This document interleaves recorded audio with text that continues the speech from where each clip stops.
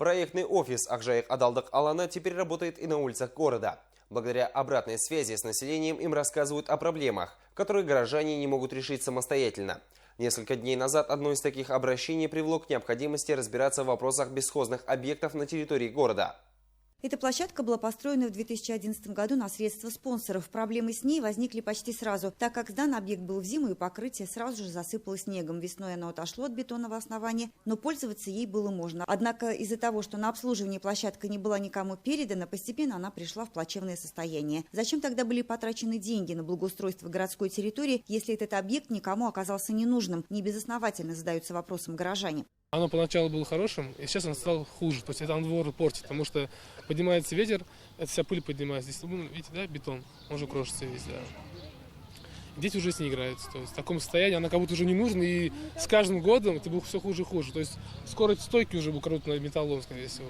А если будет какой-то контроль, минимальный контроль хотя бы, то уже будет не безразличное население это. В процессе разговора выяснилось, что ни один из построенных спортивных объектов в областном центре на средства Самрук-Казына также не был передан на баланс. Значит, их ждет такой же исход, задал вопрос представителям ЖКХ города заместитель акима области Габидулла Успанкулов. В течение 2 недель поручено по всему городу найти подобные объекты и доложить в проектный офис о проделанной работе.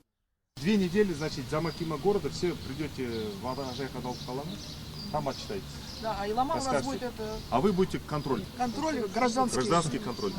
А мы общественные. Если какие-то движения здесь не будут происходить, значит, приходите к нам, мы снова вызываем и уже... Смотрите, ничего нету. Первый раз предупреждаем, второй раз мы уже будем принимать меры. Изначально проектный офис Акжайык Адалдык Алана создавался для решения проблем с бытовой коррупцией и ликвидацией коррупционных рисков. Население обращается сюда, потому что некоторые объекты построены не на спонсорские, а на государственные средства. Рационально ли вкладывать деньги в объекты, которые обречены на разрушение? На первый взгляд, быть может, нету там какой-то скрытой коррупционного риска, но мы должны до конца все это проверить, как общественники, как граждане и как проектный офис. И поэтому без поддержки того же специальной мониторинговой группы, которая нам дает очень много информации, простых граждан, вы, кстати, поднимаете часто, да, вот эти проблемы, но почему-то они вот не доходят до конкретного исполнителя, не находят своего решения. Мы тоже над этим сейчас будем работать. Для того, чтобы рассказать о своей проблеме, в проектном офисе ведется прием населения. Специально для обратной связи есть отдельный номер в мессенджер WhatsApp по номеру 8 747 492 91 79. Вы можете оставить свое обращение, приложить к нему фотографию или записать видеообращение. Екатерина Шмидт, Рустем Ищанов, Айдос Кисимов, телеканал Акжайык.